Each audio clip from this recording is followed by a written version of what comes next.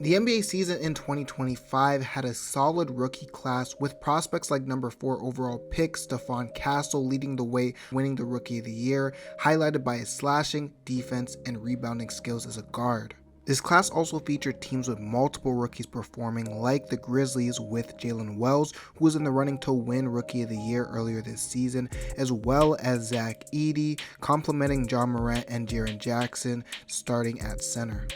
Other teams with rookie classes that performed this season were the Washington Wizards, who had 4 first-round picks, including the number 2 pick in Alex Sarr, guards Bud Carrington, and recently acquired AJ Johnson putting in work in the second half of the season, as well as Keyshawn George playing productive minutes as a defensive wing this season.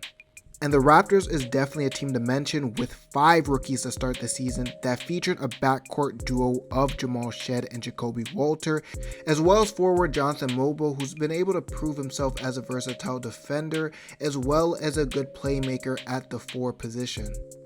And even signing an undrafted gem in Jamison Battle that shot 40% from 3 this season, which would be one of the best percentages for a rookie in NBA history. Speaking of undrafted gems though, another one to mention is Justin Edwards on the Philadelphia 76ers, as he's been able to carve out a role from the injury-riddled Sixers team that included nearly a month of really good basketball from their first-round pick, Jared McCain, where he would average 15, 2, and 2, with a 7-game streak of scoring 20 or more points. And he was a favorite to win the Rookie of the Year in the first 2 months until he would get hurt, ending his rookie season. And there's still other rookies that showed flashes throughout the season, like Montez Vazelis of the Chicago Bulls and Kel'el Ware of the Miami Heat. And I'd say overall right now, this draft class has been pretty productive, but it ended up being overlooked during the draft cycle because there wasn't a projected superstar or franchise player at the top of the board. And right now I'm going to focus on the top 2 players picked in this draft, being Zachary Ricochet at number 1 and Alex Sarr at number 2. First with Zachary Ricochet, he wasn't the typical hyped up number 1 pick, and though he wasn't looked at as a franchise changing player though, he had the skills of an important role player for any NBA team, as he has the physical tools to play defense as well as good athleticism for his size, and an above average 3-point shooter before coming into the league. And he was projected to be a good floor spacing wing that could create opportunities moving and cutting without the ball. And starting out the season, it took some time for Ricochet to adjust, not only with the pace, but scoring as well, as he was shooting under 40% from the field and under 30% from 3 for the first 3 months of the season. Though from January onwards, Ricochet has shown his worth, averaging almost 14 points and improving efficiencies, shooting 50% from the field and 40% from 3. Now for Alex Sarr as the second pick for the Wizards, he'd come into the NBA as a mobile big with good foot speed and quickness, excelling on defense with his size and versatility, but his offensive game though was still a work in progress, with limited range, shooting poorly from 3 before entering the league, and his lack of strength as a center was a problem when maneuvering in the paint. And because of this, Sarr had a very poor start of the season offensively because, just like most rookies, he had to adjust to the pace and physicality of the game. But another reason for his poor start was his initial role on this Wizards team, as they had the idea of having Sarr play as mostly a rim protecting 4, utilizing him as a help side defender, blocking shots from the weak side due to his great agility paired with his size. And this put Sarr at power forward beside, at the time, their newly acquired center in Jonas Valanciunas, but in doing this also meant they had to move Kyle Kuzma down to the small forward, and that starting lineup was horrible to say the least, as there were so many things wrong with that Wizards lineup offensively and defensively throughout the preseason, and that's saying a lot knowing the Wizards having some bad days with their franchise recently.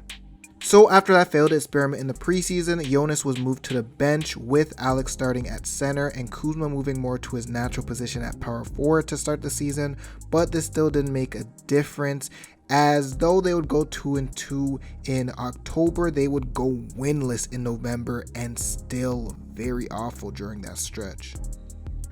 So the move to center gave Sarr a longer time to adjust, but when he finally did adjust, he showed the reason why he was one of the top picks of the 2024 draft, showcasing again his defensive versatility. And from January 2025 onwards, Sarr has been moving in the right direction since his early struggles at the start of the season.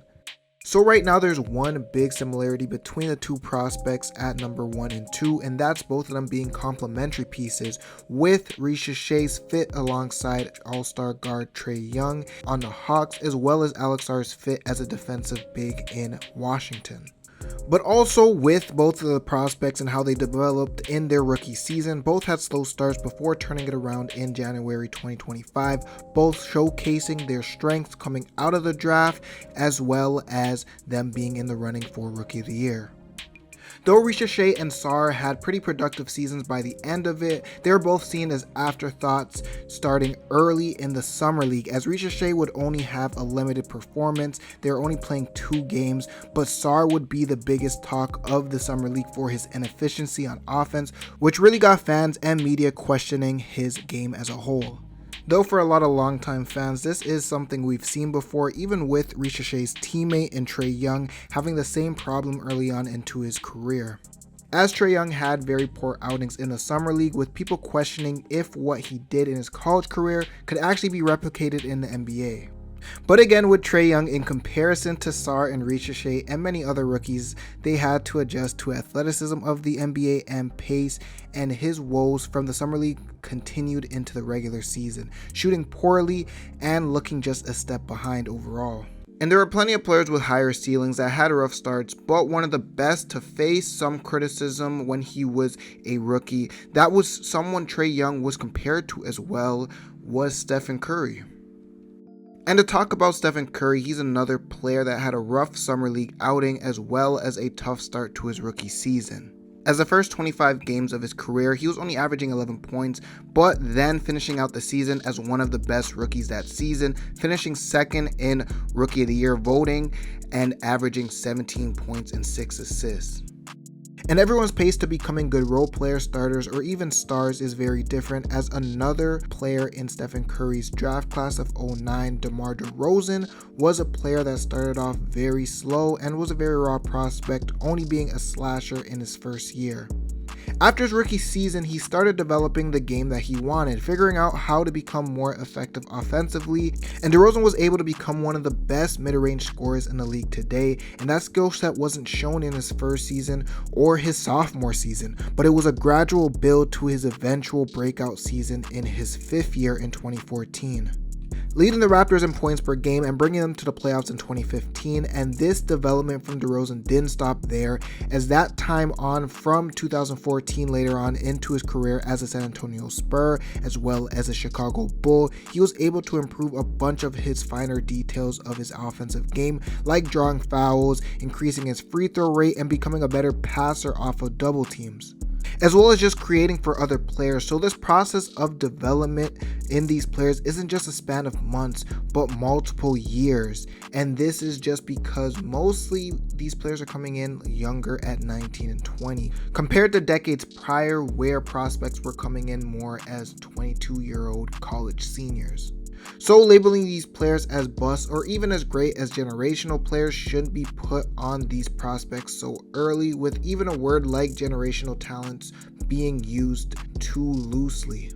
So one of the reasons why players have been looked at as busts so early is because of the media. In most cases for these prospects, there are positive and optimistic looks and reports about them, but usually the negative ones are the ones that are pushed further, with more people engaging in those sections. The same could be said for Ricochet and Sarr to begin the season, but even that was overshadowed by another rookie that was drafted in the 2nd round in Bronny James that really had nothing to do with basketball, but that's a discussion for another day. Another reason why players are being called busts so early are because of the player comparisons they are given before they enter the league. I'm not saying comparing these prospects to NBA players are wrong, but some of the comps that these prospects do get are wild, and this also causes some fans to take these comps too literal and be turned off by these prospects early if they don't materialize into that player said comparison. which goes partly into my next reasoning for these players being called bust so early, and that being unrealistic expectations for these prospects. So the reason for these unrealistic expectations for these prospects is not only them comparing the prospect's play style, but also comparing him to the draft class and his growth and development to the rest of the draft, most time regardless of position. And what I mean by this, let's say your team drafted a player around 10 who isn't performing too well, but somebody that's just outside the lottery at 16 is performing way better in their rookie season to start. There's a good chance fans of that team's lottery pick will say that in hindsight, they could have picked someone better that was outside of the lottery, just like I was saying earlier, for example. And then most fans that look in hindsight don't try and take an account again for their position or their age, whether they're a finished product as a senior at 22 compared to a freshman at 19, or even just a situation sometimes where players can just get stuck behind a team with a lot of depth. For example, the third pick of the 2024 draft being the Rockets' Reed Shepard. That could very well fall into this category, while his playstyle being a 3-and-D combo guard matched some of his pro comparisons. Though the production didn't, as early in the regular season, Shepard struggled offensively, and this was concerning for fans, especially knowing the efficiency that Shepard had in college at Kentucky. But now guess when the earliest opportunity that NBA fans got to actually see Shepard's three-point shooting and overall potential? The Summer League. The same place where the top two picks in Ricochet and Sarr struggled, while Shepard balled out and showed a preview of what he could be in the NBA. Part of his struggles though was inconsistent minutes and not getting a chance to really get comfortable with the pace of the NBA. Though the biggest reason for Reed Shepard not getting the minutes that he needed was the talent in front of him. With the starting backcourt of Amen Thompson, Fred VanVleet, and Jalen Green taking up time, there was also players off the bench like Aaron Holiday and Cam Whitmore also ahead of Shepard on the depth chart. And this was an easy decision for Houston, knowing how successful they would become in the 2025 season, finishing second in the West. So it's hard to look at a player like Reed Shepard and have any expectations of him in comparison of any of his player comps or even any players in his draft class that thrived in their situations that is much different than Shepard's.